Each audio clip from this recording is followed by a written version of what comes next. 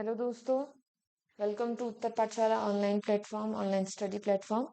आज से हम लोग क्लास 12th बायोलॉजी के कुछ लेक्चर स्टार्ट करने वाले हैं, जिसमें आपको चैप्टर वाइज जो भी इम्पोर्टेंट टॉपिक्स होंगे उनको पढ़ाया जाएगा। एनसीईआरटी से आपको जो भी इंफॉर्मेशन रिक्वायर्ड होगी वो सभी कुछ आपको एनसीईआरटी बेस्ड पढ़ाया जाएगा। साथ ही साथ प्रीवियस ईयर जो भी क्वेश्चंस आपके बोर्ड्स में आए हुए हैं, तो एक टाइप से ये आपका कंप्लीट बोर्ड्स का स्टडी प्लान है, जिसमें आप अपनी मेहनत के साथ साथ थोड़ा बहुत अगर वीडियोस वगैरह देखते हैं, आप डेली इनको रेफर करते हैं, तो आपका काम बहुत आसान हो जाएगा। और 3 महीने के अंदर आपका कंप्लीट सिलेबस हम यहाँ पे पूरा कराएंगे, जिसमें आपको हर एक टॉपिक मिलेगा, उसके सारे के सारे एक एनसीईआरटी बेस्ड नोट्स आपको मिलेंगे, और साथ ही साथ एनसीईआरटी या फिर उसके बाहर के भी जो भी क्वेश्चंस आए होंगे हम उनको थोड़ा बहुत आपके साथ में डिस्कस करेंगे।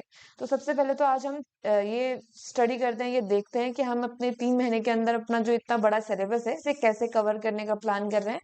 तो हम चैप्टर वाइज अपना स्टडी स्टार्ट करेंगे। आपकी chapter 1 sexual reproduction in flowering plant की क्लासेस अब स्टार्ट होंगी, और ये क्लासेस को हमने मेजरली कुछ 5 सेक्शन में डिवाइड किया हुआ है, जिसमें आपका सबसे पहले फ्लावर्स एंड पॉलन ग्रेन आपको पढ़ाया जाएगा। उसके बाद आपको ओव्यूल, फिर pollination, pollen pistil interaction and double fertilization और पोस्ट फर्टिलाइजेशन स्ट्रक्चर्स के अंदर, इन पांचों टॉपिक के अंदर आपके इस चैप्टर के कंप्लीट मटेरियल को कवर करेंगे हम, और इसके साथ साथ इसके प्रीवियस ईयर क्वेश्चंस भी करेंगे। तो देखो, थोड़ा बहुत मैं आपको नॉलेज दे देती हूँ। इसमें हमने जनरल बेसिक प्लांट का स्ट्रक्चर क्या है, कि प्लांट के एक फ्लावर जो होता है, वो फ्लावर का रिप्रोडक्शन में क्या पार्टिसिपेशन है, वो फ्लावर का हम रिप्रोडक्शन में क्या यूज करते हैं, कौन सा पार्ट उसका रिप्रोडक्शन में यूज किया जाता है, कौन सा पार्ट मेन है, उसका स्ट्रक्चर क्या है।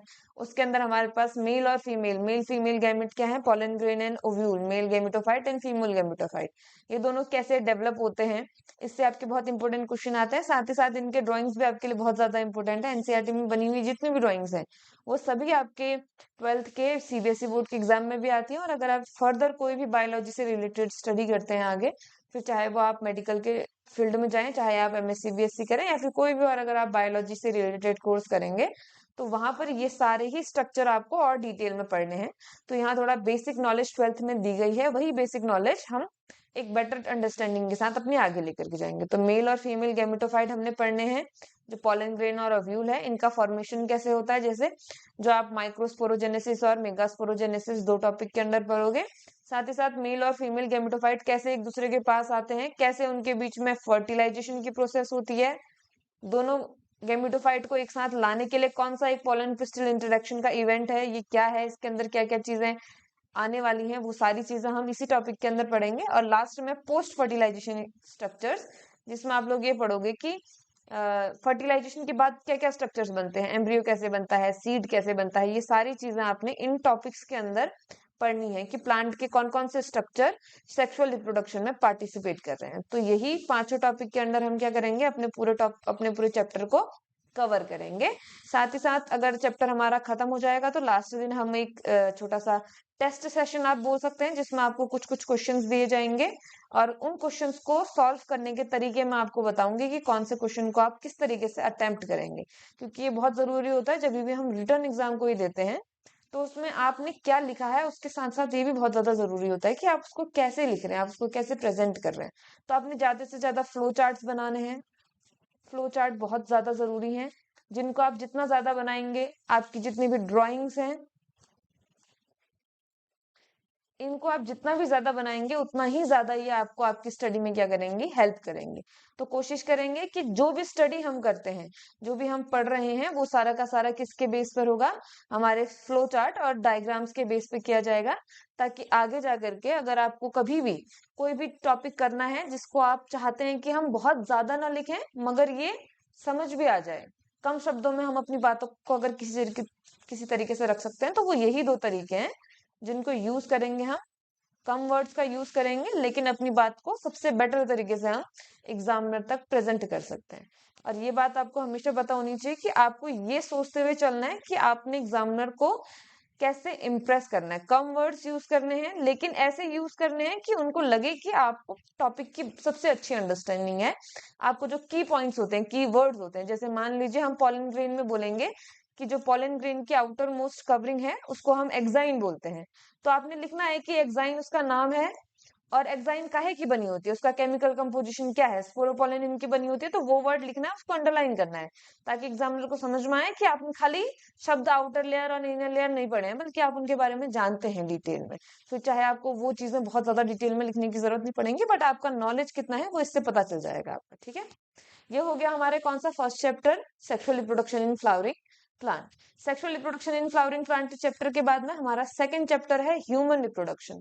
और ये चैप्टर एक काफी अच्छी खासी और बड़ी यूनिट है। ये काफी बड़ा जो आपका वेटेज है इस चैप्टर से आता है।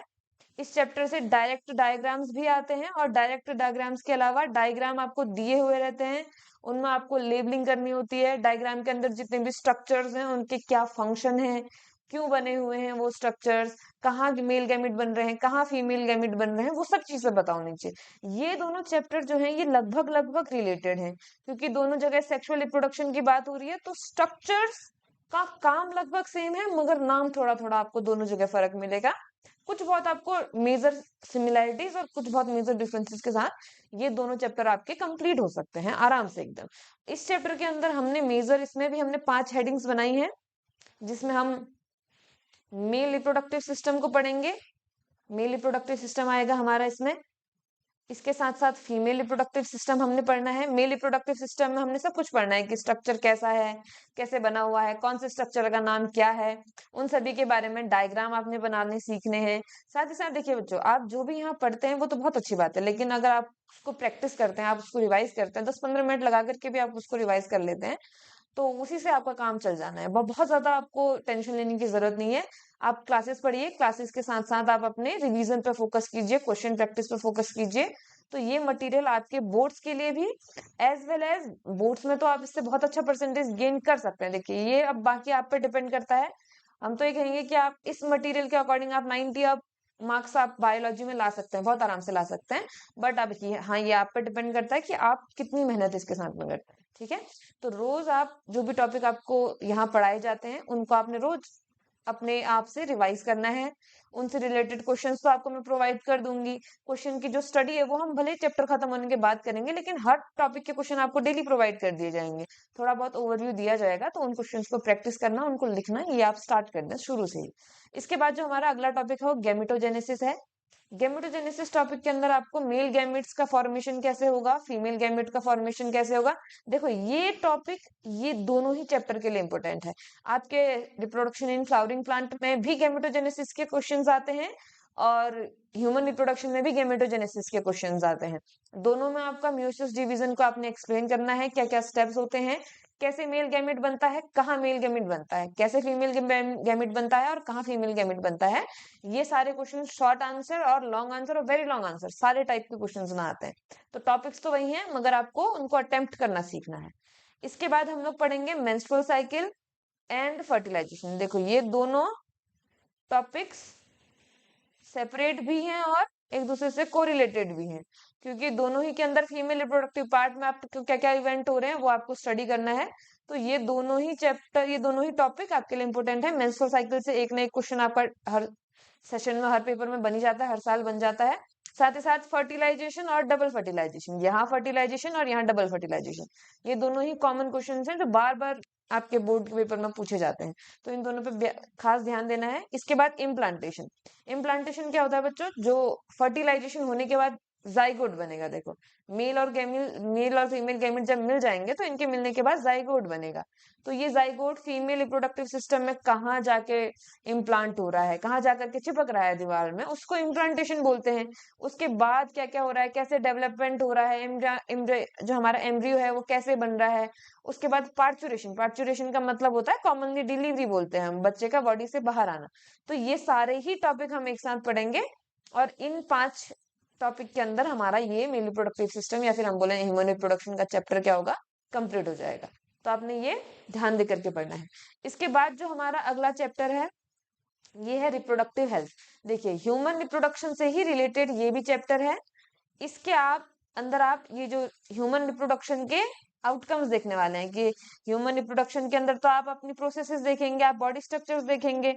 अब यहाँ पर आपने देखना है कि रिप्रोडक्टिव हेल्थ को कैसे आप सही रख सकते हैं अपनी बॉडी। अब क्योंकि WHO यानी कि वर्ल्ड हेल्थ ऑर्गेनाइजेशन ने रिप्रोडक्टिव हेल्थ को भी हमारा हेल्थ का एक मेजर मान लिया है, तो इसके बारे में स्टडी करना भी हमारे लिए बहुत ज्यादा जरूरी है। इसमें आपको रिप्रोडक्टिव हेल्थ में क्या क्या प्रॉब्लम्स हैं, देखो सबसे बड़ी प्रॉब्लम तो सोसाइटी में अवेयरनेस न होने की है। सबसे बड़ी मेन प्रॉब्लम तो यही है। तो रिप्रोडक्टिव हेल्थ के अंदर कौन कौन सी प्रॉब्लम्स हैं, उनसे बचने के लिए हम क्या क्या स्ट्रेटेजीज ला सकते हैं, वो सारी टॉपिक, ये वो सारी बातें इस टॉपिक के अंदर हम कवर करेंगे। फिर बर्थ कंट्रोल के जो भी मेथड्स हैं, एमटीपी है, इन सबको हम पढ़ने वाले हैं। इसके अंदर क्या आता है कि देखो अनवांटेड अगर प्रेगनेंसी कभी भी हो जाती है, तो क्योंकि इसके अंदर जो फीमेल है, जो मदर है और जो चाइल्ड है, दोनों ही सफर करते हैं, तो ऐसी कोई भी कंडीशन ना हो, इसलिए बर्थ कंट्रोल की बहुत सारी मेथड्स हैं, बहुत सारी एमटीपी की मेथड्स हैं। इसको आप स्टडी करेंगे। एमटीपी मतलब होता है मेडिसिनल टर्मिनेशन ऑफ प्रेगनेंसी, तो प्रेगनेंसी को टर्मिनेट करने की कुछ मेथड्स हैं। साथ ही साथ इसमें एसटीआईज और इनफर्टिलिटी के बारे में भी हम पढ़ेंगे। इसमें हम सेक्सुअली ट्रांसमिटेड डिजीज भी पढ़ने वाले हैं। सेक्सुअली ट्रांसमिटेड इन्फेक्शन है बेटा, ये एसटीआई जो है सेक्सुअली ट्रांसमिटेड इन्फेक्शन है, जिसको आप जनरली एसटीडी बोलते हो, सेक्सुअली ट्रांसमिटेड डिजीज बोलते हो। और साथ ही साथ इनफर्टिलिटी के भी बहुत सारे केसेस होते हैं, जिनमें पेरेंट्स चाहते तो हैं कि वो पेरेंट्स बने, मगर वो पेरेंट्स नहीं बन पा रहे किसी वजह से, तो उससे रिलेटेड भी बहुत सारे ऐसे ट्रीटमेंट आजकल मेडिकल साइंस में आ गए हैं, इनके बारे में भी हम स्टडी करेंगे, क्योंकि ये भी एक अवेयरनेस का मेन टॉपिक है हमारी सोसाइटी के अंदर में। ये सारे हमारे टॉपिक्स किसके अंदर आएंगे, रिप्रोडक्टिव हेल्थ टॉपिक के अंदर आएंगे। और इन 3-4 टॉपिक के अंदर हमारा ये जो चैप्टर है ये कंप्लीट हो जाएगा। बच्चों देखो, ये चैप्टर जो है आपका रिप्रोडक्टिव हेल्थ, ये चैप्टर बहुत ही छोटा सा चैप्टर है। बहुत छोटा का इन द सेंस मतलब है कि बहुत ज्यादा टफ या कॉम्प्लिकेटेड चीजें इसमें नहीं है, क्योंकि ज्यादातर चीजें प्रैक्टिकल हैं। आप डेली लाइफ के हिसाब से इनको देख सकते हैं, सोच सकते हैं, अपने आसपास ऑब्जर्व कर सकते हैं। तो ये जो चैप्टर है ये बहुत टफ आपको नहीं पड़ेगा, लेकिन इससे अच्छा खासा आपको स्कोर मिल जाएगा, अच्छा खासा मार्क्स आपको मिल सकता है। बर्थ कंट्रोल से रिलेटेड क्वेश्चंस आते हैं, एसटीडी से रिलेटेड क्वेश्चंस आते हैं, रिप्रोडक्टिव हेल्थ की जो प्रॉब्लम्स हैं या फिर उससे हम कैसे बचें इससे रिलेटेड क्वेश्चंस आते हैं। तो आपने ध्यान देना है। और खास करके एनसीईआरटी में चाहे कोई भी चैप्टर आप पढ़ रहे हो, इन सभी चैप्टर्स में से कोई भी चैप्टर आप पढ़ रहे हो, तो एनसीईआरटी के अंदर जो टॉपिक लिखा हुआ है, जैसे मान लो कोई टॉपिक लिखा है मेगास्पोरोजेनेसिस, तो टॉपिक से डायरेक्ट क्वेश्चन आ जाएगा। या फिर कोई टॉपिक लिखा है बर्थ कंट्रोल, तो डायरेक्ट टॉपिक उठा करके क्वेश्चन दे देंगे। तो आपको उन सभी चीजों पर भी ध्यान देना है, ठीक है। अगला हमारा है principles of inheritance and variation. देखो बच्चे, ये एक थोड़ा सा ऐसा टॉपिक है जिससे हमेशा ही बच्चे डरते आए हैं। जेनेटिक्स का ये टॉपिक है, मगर ये टॉपिक उतना ज्यादा टफ आपको लगने वाला नहीं है। अगर आप जैसे जैसे मैं पढ़ाते जाऊं, जो जो मैं बोलते जाऊं, अगर आप वो सारी चीजें करते जाएंगे, जिस दिन आपको जो लर्न करने को बोला जाए वो करते जाएंगे, साथ ही साथ जब भी आपको पढ़ाया जाए, आपने कॉपी पकड़नी है, आपने उसके साथ में एक बुक पकड़नी है, अपनी एनसीईआरटी की बुक खोल करके रखनी है। जो भी आपको नोट्स इंपोर्टेंट लगते हैं उन नोट्स को नोट कर लेना है कॉपी में, या फिर आप चाहें तो बुक के किनारे पे भी उसको नोट कर सकते हैं। अब डिपेंड करता है कि बुक में कितनी जगह होती है। आपको वो सारी चीजें नोट करते हुए चलनी है, जो चीजें आपको याद करने को बोली जाए वो आपको याद करते हुए चलनी है। तो अगले दिन अगर आप क्लास में आएंगे तो आपको दिखाई देगा कि आपको ज्यादातर चीजें समझ में आ रही हैं, क्योंकि अगर आप पुरानी चीजें कंप्लीट करके बैठेंगे ना, तो आगे चीज पढ़ना आपके लिए आसान रहेगा। अगर पुराना ही छोड़ते छोड़ते छोड़ते जाओगे तो अगले दिन समझ में नहीं आएगा कि क्या बोल रही हूँ मैं। इसलिए ध्यान देना है, पुरानी आपको जो भी बातें बोली जाएं करने को, वो सारी बातें आपने करनी है, ताकि आगे आने वाला चैप्टर आपके लिए आसान हो। खास करके मैं इस चैप्टर के लिए बोल रही हूँ आपको। ये दोनों ही चैप्टर ऐसे चैप्टर हैं जिसमें अगर आप क्लासेस मिस करते हो या फिर क्लासेस को सीरियसली नहीं लेते हो, या कोई दिन ऐसा होता है कि चलो आज छोड़ो, आज पढ़ के नहीं जाते हैं, आज ऐसे ही देख लेते हैं वीडियो, आज बिस्तर में सो करके फोन सर के ऊपर रख करके आज पढ़ लेते हैं, अगर आप ये सोचने करके आने वाले हो, तो फिर ये दोनों चैप्टर आपके लिए थोड़ा सा क्या हो जाएंगे, टफ हो जाएंगे। तो कोशिश करो कि इन दोनों ही चैप्टर में अपनी सीरियसनेस का लेवल सबसे ज्यादा हाई रखो, ठीक है। दोनों चैप्टर इंपोर्टेंट है। कौन कौन सा चैप्टर, चैप्टर 4 और चैप्टर 5। दोनों चैप्टर आप लोगों को, अगर आप ज्यादा ध्यान से नहीं सुनते हैं आप, तो आपको टफ लग सकते हैं।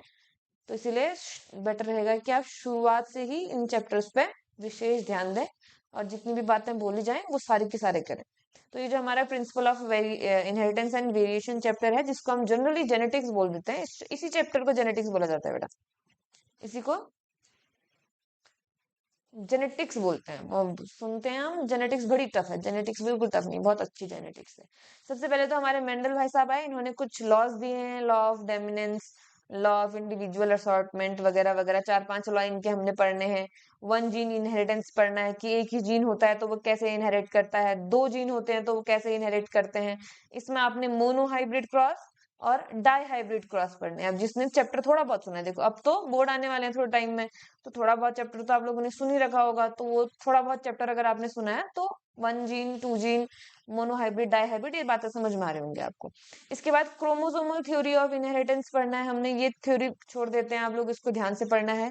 अच्छा टॉपिक है, थोड़ा सा टफ टॉपिक है। यहाँ पर पे आपको 11th की कुछ बातें आनी चाहिए। मियोसिस कैसे होता है, माइटोसिस कैसे होता है, मियोसिस के अंदर क्रॉसिंग ओवर क्या चीज होती है। तो ये चैप्टर पढ़ने से पहले आप एक बार मियोसिस माइटोसिस पढ़ के आएंगे, क्योंकि अगर मैं वो पढ़ाने रह गई तो फिर ये भी चीजें छूट जाएंगी। तो हम 11th का मैं ये एक्सपेक्ट करके रखूंगी कि आपको आता है करके, ठीक है। तो अगर आपको नहीं आता है तो आप पहले से थोड़ा बहुत उसको पढ़ करके रखें। इसके बाद ये हमारा लिंकेज एंड रिकॉम्बिनेशन है, इसको हमने पढ़ना है। इसके अंदर मॉर्गन के एक्सपेरिमेंट का एक चार्ट है, बड़ा ही इंपॉर्टेंट चार्ट है। काफी बच्चों को बड़ा ही टफ लगता है, लेकिन उतना टफ है नहीं, अगर एक बार आप अच्छे से समझ जाएंगे वो चार्ट आपको आराम आराम से समझ में आ जाएगा, ठीक है। फिर एक से ज्यादा जीन, पॉली मतलब क्या होता है, मल्टीपल, तो मल्टीपल जीन का इनहेरिटेंस हमने पढ़ना है, प्लियोट्रॉपी हमने पढ़नी है। और लास्ट जो टॉपिक है, sex determination and genetic disorders. देखो बच्चों, यहाँ पर पे तो one gene, two gene, Mendel, linkage, sex determination, सारे के सारे टॉपिक इंपोर्टेंट हैं। टॉपिक डायरेक्टली पूछ ले जाते हैं आपको कि सेक्स डिटर्मिनेशन बताओ ह्यूमंस में कैसे होगा, या फिर हनीबीज में कैसे होगा, या फिर डिफरेंट टाइप के जो एनिमल्स हैं उनमें कौन कौन से टाइप का सेक्स डिटर्मिनेशन प्रेजेंट होता है, वो सारी चीजें। जेनेटिक डिसऑर्डर के अंदर आपको Down syndrome, Turner syndrome, Klinefelter syndrome, ये सारी की सारी चीजें आपको पढ़नी है, ठीक है। ये क्वेश्चन शॉर्ट नोट में भी आते हैं और लॉन्ग नोट में भी। जनरली ये क्वेश्चन शॉर्ट नोट पे आ जाता है आपको कि एक एक डिजीज का नाम बता देगा, बताओ कि ये कौन से जीन में डिफरेंस होने की वजह से आता है। क्योंकि यहाँ पर जितने भी जेनेटिक डिसऑर्डर हैं, ऑब्वियसली वो कहीं ना कहीं हमारे डीएनए के सीक्वेंस में गड़बड़ होने की वजह से प्रोड्यूस होते हैं। तो कौन सा डीएनए का सीक्वेंस में गड़बड़ आया, कौन सा क्रोमोसोम बढ़ गया या कौन सा क्रोमोसोम घट गया, कौन से नंबर के क्रोमोसोम में डिफरेंस आ रहा है, ये छोटी छोटी बातें आपको पूछ करके आपको क्वेश्चन पूछे जाएंगे, ठीक है। और इस जेनेटिक डिसऑर्डर टॉपिक के अंदर तो एक बहुत अच्छा सा टॉपिक भी आता है, पेडिग्री एनालिसिस बोलते हैं जिसको हम। पेडिग्री एनालिसिस से भी आपके क्वेश्चंस बनते हैं, तो उसको भी ध्यान से देखना है, ध्यान से समझना है। अभी मैं बस आपको ये बता रही हूँ कि आपके सारे चैप्टर्स के अंदर टॉपिक कौन कौन से हैं। पहले तो आप चैप्टर समझ जाओ अपनी कि आपकी बुक के अंदर कौन कौन से चैप्टर हैं, तो उसी के बाद हम अपने एक्चुअल चैप्टर को स्टार्ट कर पाएंगे। तो यहीं से हम शुरू कर रहे हैं कि कौन कौन से टॉपिक आपके चैप्टर्स के अंदर हैं, क्योंकि बहुत लोगों को तो यही नहीं पता है कि कौन कौन से चैप्टर हैं, तो टॉपिक तो कहाँ ही पता होंगे। इसीलिए चैप्टर और टॉपिक दोनों पहले पता कर लेने हैं हमें, उसके बाद जाकर के अपना एक बेटर स्टडी प्लान बनाना है। जो टॉपिक आपका टफ है उस टॉपिक पे ज्यादा ध्यान देना है, और जो टॉपिक इजी है उसको तो बहुत ही बेस्ट बना देना है। क्योंकि जो चीज नहीं आए उसमें गलत हो तो चलता है, मगर जो चीज आते हुए गलत हो तो नहीं चलता है, ठीक है। अगला हमारा टॉपिक क्या है, मॉलिक्यूलर बेसिस ऑफ इनहेरिटेंस। इसको हम बोलते हैं मॉलिक्यूलर बायोलॉजी।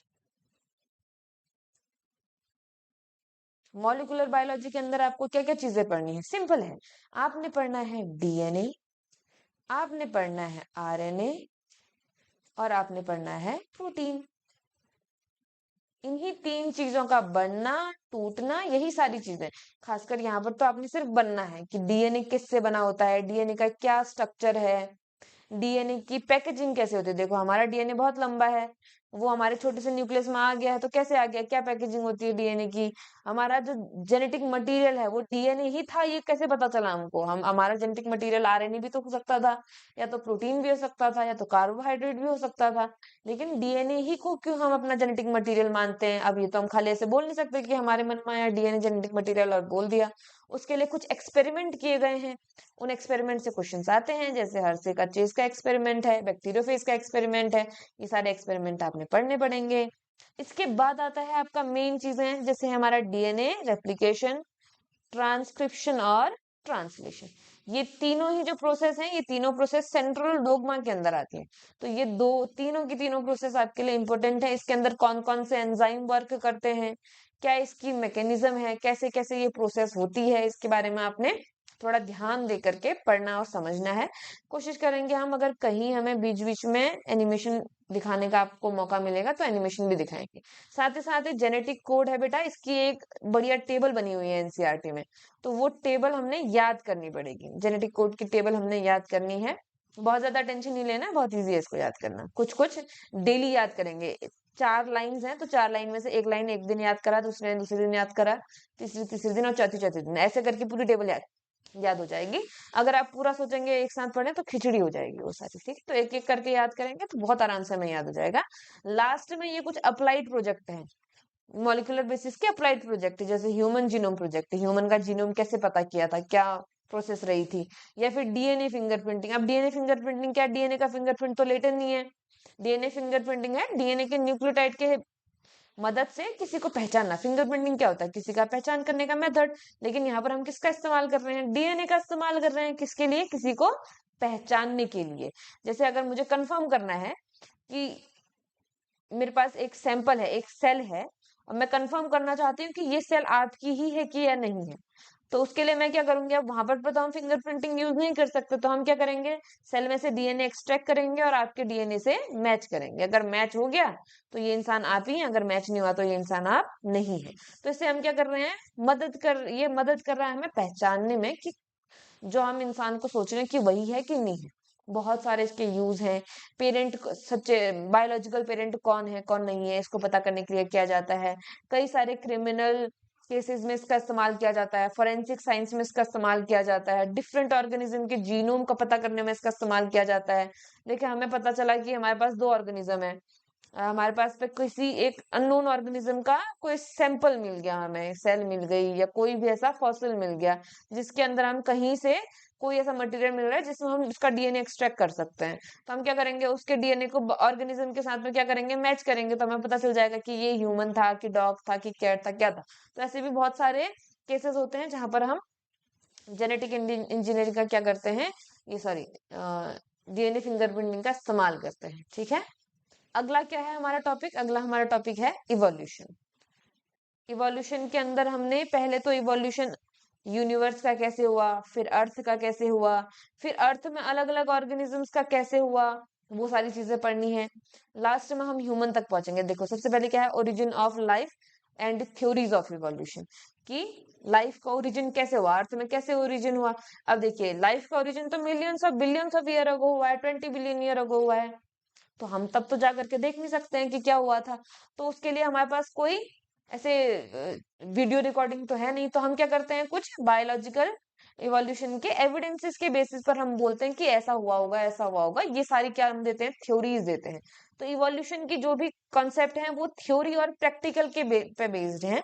हमने कुछ थ्योरी दी, उनको प्रूव करने के लिए हमने कुछ प्रैक्टिकल्स किए, कुछ एक्सपेरिमेंट किए, और उन्हीं के हिसाब से हमने एक क्या बना रखी है, एक स्टोरी बना रखी है कि हम यहाँ से ऐसे ऐसे करके इवॉल्व होते होते अब क्या बन गए हैं, मैन बन गए हैं। मगर हमने ये सब कुछ देखा नहीं है। ये हम क्या कर रहे हैं, डिफरेंट डिफरेंट एविडेंसेस को यूज कर रहे हैं। वो फॉसिल्स भी हो सकते हैं, वो एविडेंसेस होमोलॉजी और एनोलॉजी भी हो सकता है, जिसको हम स्ट्रक्चरल एविडेंस बोलते हैं, या फिर वो एविडेंस एम्ब्रायोलॉजिकल स्टडीज भी हो सकता है। ऐसे बहुत सारे एविडेंसेस हैं जिनके बेसिस पर हम पता करते हैं, या फिर हम मॉलिकुलर बेसिस पर भी हम स्टडी करते हैं, डीएनए को कंपेयर करके देखते हैं। तो बहुत सारे ऐसे मेथड्स पढ़ेंगे जिसमें हम इवोल्यूशन का एक क्या बनाएंगे, एक चार्ट बनाएंगे, एक सीक्वेंस बनाएंगे कि इवोल्यूशन आखिरकार हुआ कैसे है। इसके बाद हमारा हार्डी बेनबर्ग प्रिंसिपल है बच्चों। ये हमें बताता है कि इवोल्यूशन कब होगा कब नहीं होगा। इसके अंदर एक बहुत छोटा सा फॉर्मूला है, p plus Q is equal to 1, और p square plus 2pq plus Q square is equal to 1। देखो, बायोलॉजी है मगर मैथ्स यहाँ भी होती है थोड़ी थोड़ी, ठीक है। इन्हीं दोनों फॉर्मूलों के ऊपर मैक्सिमम इस टॉपिक के क्वेश्चंस बने हुए हैं, हार्डी बेनबर्ग प्रिंसिपल के क्वेश्चंस बने हुए हैं। तो ये प्रिंसिपल है क्या, इसके अंदर कुछ एनसीईआरटी में चार्ट्स दिए हुए हैं, इस टाइप के कुछ चार्ट्स दिए हुए हैं, ऐसे चार्ट दिए हुए हैं। ये चार्ट क्या है, इनको कैसे समझना है, ये सारे टॉपिक हम, ये सारी चीजें इसी टॉपिक के अंदर है, ठीक। इवोल्यूशन के लिए क्या क्या कॉन्सेप्ट आते हैं, क्या क्या रीजंस इवोल्यूशन के हो सकते हैं, वो सारी चीजें हार्डी बेनबर्ग प्रिंसिपल के अंदर आता है। इसके बाद है हमारा ब्रीफ अकाउंट ऑफ इवोल्यूशन। इसके अंदर ये है कि मल्टी सेलुलर ऑर्गेनिज्म का इवोल्यूशन क्या हुआ। देखो, यहाँ पर थ्योरीज ऑफ इवोल्यूशन के अंदर तक हम यूनिसेलुलर ऑर्गेनिज्म के इवोल्यूशन को पूरा पढ़ने वाले हैं। यहाँ पर ब्रीफ अकाउंट ऑफ इवोल्यूशन में हम मल्टी सेलुलर का पढ़ेंगे और लास्ट में पहुंचते पहुंचते ये कहानी कहाँ तक पहुंचेगी, ह्यूमन के इवोल्यूशन तक पहुंचेगी। और ह्यूमन के इवोल्यूशन से डायरेक्ट और छोटे छोटे क्वेश्चन आते हैं, तो ये तो बहुत ज्यादा इंपॉर्टेंट है हमारे लिए पढ़ना। इवोल्यूशन का पूरा चैप्टर इजी है, मगर इसको आपने याद रखना पड़ेगा। आपने बहुत सारी थ्योरीज याद रखनी पड़ेंगी, थ्योरी से जुड़े हुए कॉन्सेप्ट याद रखने पड़ेंगे, लेकिन कहानी के फॉर्म में, क्योंकि ये सब कुछ क्या है, एक कहानी है ना। इवोल्यूशन क्या है, एक कहानी है। अर्थ पर लाइफ का ओरिजिन की कहानी को ही तो इवोल्यूशन बोलते हैं, ये तो डेफिनेशन है उसकी। तो एक कहानी याद करनी है, और ये इतना भी टफ नहीं, हिंदी में तो हम सारी कहानियां कहानियां याद करके ले जाते हैं ना।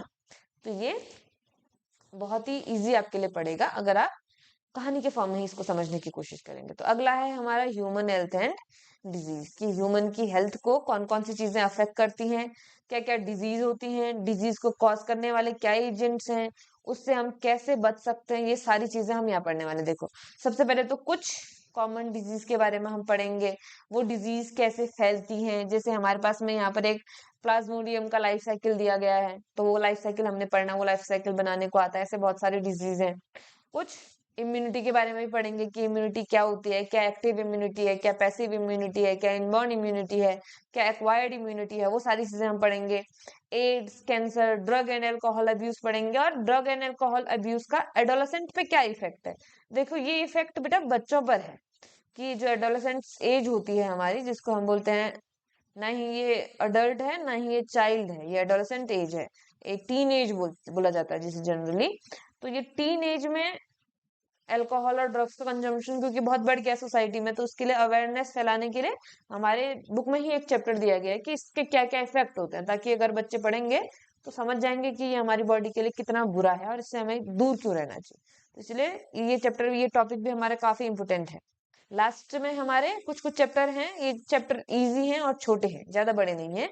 जो बड़े बड़े चैप्टर हैं वो ऊपर हैं, जैसे ह्यूमन माइक्रोबियम ह्यूमन वेलफेयर है। इसमें क्या है, इसमें हमारा है कि घर पे हम माइक्रोब्स का क्या क्या इस्तेमाल करते हैं, जैसे दही बनाने में कर रहे हैं, फर्मेंटेशन में कर रहे हैं, इंडस्ट्रीज में अल्कोहल वगैरह मेडिसिन वगैरह बनाने में हम इसका इस्तेमाल करते हैं, सीवेज के ट्रीटमेंट में हम करते हैं, बायोगैस का प्रोडक्शन हम माइक्रो ऑर्गेनिज्म के यूज से कर सकते हैं, बायो कंट्रोल एजेंट जैसे कि पेस्ट वगैरह को मारने के लिए हम पेस्टिसाइड्स हैं, बायो पेस्टिसाइड्स हैं, ऐसे हमारे बायो फर्टिलाइजर्स हैं, ऐसे ऑर्गेनिज्म है जो खुद ही फर्टिलाइजर का काम कर रहे हैं। केमिकल तो क्या है, सॉइल के लिए हार्मफुल है, लेकिन अगर हम ऑर्गेनिजम्स को इंट्रोड्यूस करते हैं, माइक्रो ऑर्गेनिजम्स को, तो वो सॉइल को उतना हार्म नहीं करेंगे जितना केमिकल्स करेंगे, लेकिन वो फर्टिलाइजर की तरह काम करेंगे। तो बायो फर्टिलाइजर्स हैं, बायो कंट्रोल एजेंट्स हैं, सीवेज ट्रीटमेंट प्लांट है, बायोगैस प्रोडक्शन है, इंडस्ट्रियल और हाउस होल्ड यूजेस हैं। यही main topic microbe in human welfare में। देखो बच्चों, माइक्रोब्स बहुत खराब है हमारे लिए।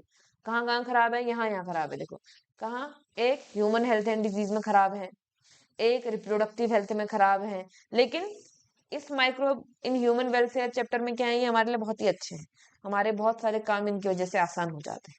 अगला हमारा चैप्टर क्या है, ये दोनों ही चैप्टर बायोटेक्नोलॉजी से हैं, तो आपको इसको पढ़ने के लिए पहले थोड़ा मॉलिक्यूलर बायोलॉजी आना चाहिए, तब जाकर के आप बायोटेक्नोलॉजी के चैप्टर्स को अच्छे से पढ़ पाएंगे। ठीक है, ये दोनों ही chapter molecular biology, molecular biology कौन सी वाली है, अभी डीएनए आरएनए वाला चैप्टर बताया था, मॉलिक्यूलर बेसिस ऑफ इनहेरिटेंस, वही चैप्टर है। अब इन दोनों चैप्टर में क्या है, देखो पहले आपको बताया जाएगा कि क्या क्या प्रिंसिपल होते हैं बायोटेक्नोलॉजी में, फिर बताया जाएगा कि उसके क्या क्या यूज किए जा सकते हैं। ठीक है, तो दोनों ही टॉपिक एक दूसरे से कोरिलेटेड है, ऐसा समझो कि एक चैप्टर को दो हिस्सों में बांट दिया है, वही सारी चीजें इसमें। ठीक है, सबसे पहले देखो बायोटेक्नोलॉजी के अंदर सबसे जो मेन टॉपिक है recombinant DNA technology, recombination DNA tools और रिकॉम्बिनेशन डीएनए टेक्नोलॉजी, ये दोनों ही चीजें आपके लिए सबसे ज्यादा इंपॉर्टेंट है, और पूरा का पूरा चैप्टर इसी के ऊपर बेस्ड है। सबसे पहले हमने प्रिंसिपल्स पढ़ने हैं, फिर क्या क्या टूल्स यूज किए जाते हैं और उसकी प्रोसेस क्या है, कैसे रिकॉम्बिनेंट डीएनए टेक्नोलॉजी करी जाती है, ये तीनों ही टॉपिक आपके इस चैप्टर में है और तीनों इंपॉर्टेंट है। अब इन्हीं का यूज करके आगे हम कैसे इसको एग्रीकल्चर में यूज कर सकते हैं, या फिर कैसे हम इसको मेडिसिन में यूज कर सकते हैं, या फिर कैसे इनके ट्रांसजेनिक एनिमल्स बना सकते हैं, ये इसके क्या हो गए, हमारे एप्लीकेशंस हो गए। मगर क्योंकि हम क्या कर रहे हैं, नेचर के साथ में कुछ डिस्टर्बेंस ला रहे हैं। देखो बेटा, रिकॉम्बिनेंट डीएनए टेक्नोलॉजी अगर मैं बहुत शॉर्ट टर्म में आपको बताऊं, तो मैंने किसी एक ऑर्गेनिज्म का डीएनए लिया, मान लो मैंने ये ह्यूमन का डीएनए लिया, और इसके साथ में किसी बैक्टीरिया का डीएनए जोड़ दिया, और फिर इसको किसके अंदर इंट्रोड्यूस कर दिया, ह्यूमन के अंदर इंट्रोड्यूस कर दिया, या फिर बैक्टीरिया के अंदर इंट्रोड्यूस कर दिया। क्यों इंट्रोड्यूस कर दिया, एक एग्जांपल है, हमने इंसुलिन जीन, इंसुलिन बनाने के लिए इंसुलिन जीन बैक्टीरिया के अंदर इंट्रोड्यूस किया और उससे हम क्या बना रहे हैं, इंसुलिन बना रहे हैं, मेडिसिन बना रहे हैं, या फिर हम कोई अच्छी क्वालिटी के प्लांट्स बना रहे हैं, या फिर हम कोई ट्रांसजेनिक एनिमल्स बना रहे हैं, जैसे जर्सी गाय हो गई, जिनमें हम क्या करते हैं, डीएनए को मिक्स करते हैं और ज्यादा प्रोडक्शन देने वाली हमने गाय बना दी है ना। तो वो ट्रांसजेनिक एनिमल्स या फिर मेडिसिनल एप्लीकेशन या एग्रीकल्चर एप्लीकेशन के अंदर आएंगे, लेकिन इनडायरेक्टली क्या है, ये नेचर के साथ छेड़खानी है। नेचर में जो भी चीज नेचुरल फॉर्म में है उनको हम क्या कर रहे हैं, डिस्टर्ब कर रहे हैं, उनको हम चेंज कर रहे हैं। तो इसीलिए इसमें कुछ एथिकल इश्यूज भी अराइज करते हैं। वो एथिकल इश्यूज क्या होंगे, उनके सामने हम कैसे डील करेंगे, क्या क्या हमारी लिमिटेशंस आ जाती हैं बायोटेक्नोलॉजी के अंदर, ये सारी बातें इसके अंदर हमको देखने को मिलेंगी। अगला हमारा देखो, ये तीनों चैप्टर हमारे इकोलॉजी के हैं। ये एक चैप्टर, दूसरा और तीसरा, ये तीनों ही चैप्टर क्या है, हमारे इकोलॉजी के चैप्टर हैं। बहुत ही सुंदर और प्यारा हमारा चैप्टर है, आराम से एकदम क्लियर हो जाता है। इसमें कोई टेंशन लेने की जरूरत ही नहीं है, बहुत ही सिंपल से हमारे चैप्टर हैं। सबसे पहला क्या है, पॉपुलेशन क्या है, कौन कौन सी टाइप की पॉपुलेशन होती है, उनमें क्या क्या वेरिएशंस आते हैं, क्या क्या लाइफ हिस्ट्री है, पॉपुलेशन एक दूसरे के साथ कौन कौन सा इंटरेक्शन करती है, पैरासिटिज्म है, कमेंशलिज्म है, और एक दूसरे की मदद करना है, सेप्रोट्रोपिज्म है, प्रिडेशन है, ये सारे के सारे रिलेशन हमने पढ़ने हैं। और दूसरा क्या है, इकोसिस्टम क्या होता है, इकोसिस्टम में प्रोडक्टिविटी क्या है, डिकम्पोजिशन क्या है, breakdown of material, energy flow, energy एक लेवल से दूसरे लेवल में कितनी जाती है, कैसे जाती है, और साथ ही साथ कुछ आपको इकोलॉजिकल पिरामिड्स पढ़ने हैं, मास के, एनर्जी के, नंबर के इकोलॉजिकल पिरामिड आपको पढ़ने हैं। लास्ट में बायोडायवर्सिटी क्या होती है, बायोडायवर्सिटी के डिफरेंट पैटर्न्स क्या हैं, और बायोडायवर्सिटी का हम कंजर्वेशन कैसे कर सकते हैं। यही जो 6 टॉपिक हैं आपके इस इन 3 चैप्टर के अंदर, 6 या 7 टॉपिक जो ये आपके हैं, ये टॉपिक आपके लिए बहुत ही ज्यादा इजी होने वाले हैं, क्योंकि एकदम नेचर से रिलेटेड टॉपिक हैं, सिंपल से टॉपिक हैं, आपको बड़ा मजा आएगा इन टॉपिक्स को पढ़ने में, क्योंकि आपको टफ बिल्कुल भी नहीं लगेंगे। तो आपको क्या करना है, इन तीनों टॉपिक्स को, क्योंकि ये इजी हैं, तो आपको इन पे विशेष ध्यान देना है कि इन चैप्टर से कम हमारा क्या नहीं होना चाहिए, गलत नहीं होना चाहिए कोई भी क्वेश्चन। तो आपने क्या करना है, देखो हमने एक रफ एस्टिमेशन लिया है। देखो बच्चों, मैं बिल्कुल नहीं बोल रही हूँ कि इतने दिन में ही हो जाएगा या इससे ज्यादा दिन या इससे कम दिन नहीं लगेंगे। मैंने क्या किया है, एक रफ एस्टिमेशन लिया है, एक दो दिन आगे लेते हुए, कि एक दो दिन हो सकता है हम एक दिन एक टॉपिक अगर एक दिन में कवर करेंगे तो कितना टाइम लगेगा, एक दो दिन हम एक्स्ट्रा ले लेंगे। तो हमारा फर्स्ट चैप्टर में 7, सेकेंड चैप्टर में 7, थर्ड में 5, फोर्थ में 8, फिफ्थ में भी 8। देखो बच्चों, ये दोनों चैप्टर ना है, ये दोनों चैप्टर बहुत बड़े बड़े चैप्टर्स हैं, ठीक है। तो इसलिए इनमें थोड़ा सा क्या लगेगा, आपको समय लग सकता है। इवोल्यूशन, ये भी काफी बड़ा चैप्टर है हमारा। हेल्थ एंड डिजीज में 6, इसमें 5, बायोटेक्नोलॉजी में 5, बायोटेक्नोलॉजी एप्लीकेशंस में 5, ऑर्गेनिज्म एंड पॉपुलेशन में हमारे 4 दिन, इकोसिस्टम में 4 दिन, और लास्ट क्या है हमारा, बायोडायवर्सिटी एंड कंजर्वेशन में हमारे 5 दिन। फिर से मैं बोल रही हूँ, ये मेरा क्या है, एक रफ एस्टिमेशन है। तो ओवरऑल ये सारे के सारे डेज मिला करके, जहां तक मुझे एस्टिमेशन है, 70 to 80 डेज में हमारा जो सिलेबस है वो कंप्लीट हो जाएगा। तो 3 महीने में अभी भी 10 दिन हमारे पास लेफ्ट है। इनमें हम क्या करेंगे, इनमें हम कुछ यूनिट टेस्ट कर लेंगे, कुछ थोड़ा बहुत संडे आएंगे जिसमें हमारे छोटे छोटे टेस्ट होते जाएंगे, चैप्टर टेस्ट होंगे, यूनिट टेस्ट होंगे, full syllabus, half syllabus test होंगे। तो आपने खूब सारे टेस्ट प्रैक्टिस करनी है, खूब सारे क्वेश्चंस की प्रैक्टिस करनी है, खूब सारा आपने स्टडी मटेरियल पढ़ना है, वीडियोस को कंटिन्यू देखना है। सबसे ज्यादा जरूरी है कंटिन्यू देखना, क्योंकि आप एक दिन देखें और फिर 1 महीने बाद वापस आए तो ये बड़ा मुश्किल हो जाएगा। तो कंटिन्यू आपने डेली वीडियोस को देखना है, और लास्ट में आपने क्या करना है, लगातार रिवाइज करना है। रिवाइज आपने करते ही रहना है। अगर ये आप सारी चीजें करने वाले हैं तो 3 महीने के अंदर बिल्कुल भी टफ नहीं है, या फिर मैं बोलूंगी कि बहुत ज्यादा इजी है। बस आपने इतनी ही चीजों पर ध्यान देना है, ये करेंगे तो 3 महीने के अंदर आपके 90+ मार्क्स आराम से आ जाएंगे। थोड़ा ज्यादा मेहनत करेंगे तो 95+ भी आ जाएंगे। तो ये सब कुछ बाकी आप पर डिपेंड करता है, आपकी मेहनत पर डिपेंड करता है कि आप कितनी मेहनत कर सकते हैं और आप कितना क्वालिफाई है।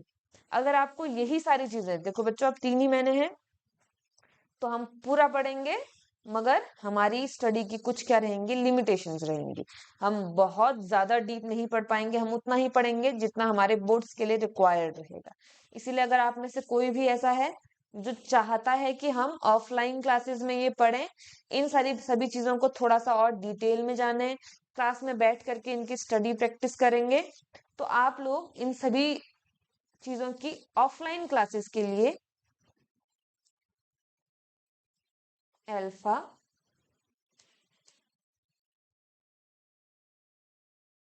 कोचिंग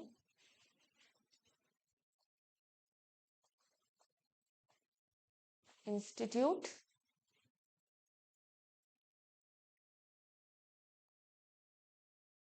पिथौरागढ़ में आ सकते हैं। ठीक है, ऑफलाइन क्लासेस हमारी अल्फा कोचिंग इंस्टीट्यूट पिथौरागढ़ में होती है, तो आप लोग अल्फा कोचिंग इंस्टीट्यूट पिथौरागढ़ में आकर के ऑफलाइन क्लासेस बायो की, इसके साथ साथ अगर किसी को फिजिक्स पढ़ना है तो फिजिक्स, कोई केमिस्ट्री पढ़ना चाहता है तो केमिस्ट्री, अगर कोई ऐसा भी है जो मैथ्स वाला है लेकिन बाय इंटरेस्ट बायोलॉजी देखने आ गया है आज, तो मैथ्स भी पढ़ने के लिए आप अल्फा कोचिंग इंस्टीट्यूट में आ सकते हैं। सभी सब्जेक्ट के आपको बेस्ट फैकल्टी मिलेंगे, आपको आपके डाउट के सारे आंसर्स मिलेंगे। और अगर आपको कोई भी क्वेरी करनी है, आपको कोई भी चीज पूछनी है, हमसे पूछनी है, तो आप मेरे जो व्हाट्सएप चैनल बनाए हुए हैं आप उसमें तो ज्वाइन कर ही सकते हैं हमारे अनाउंसमेंट ग्रुप में। साथ साथ आप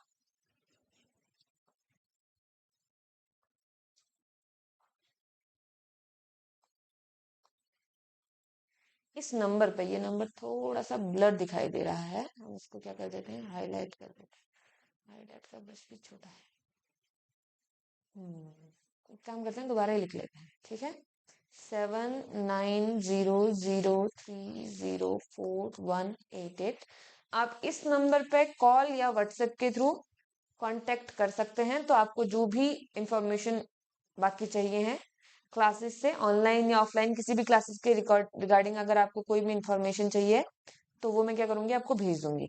अच्छा, अगर कोई ऐसा है जिसको ये स्टडी प्लान चाहिए हो, तो आप व्हाट्सएप के ग्रुप में से स्टडी प्लान ले सकते हैं। मैं हमारे उत्तर पाठशाला के टेलीग्राम चैनल में भी ये स्टडी प्लान आपका डाल दूंगी। टेलीग्राम और व्हाट्सएप के ग्रुप की लिंक आपको हमारे डिस्क्रिप्शन बॉक्स में मिल जाएगी।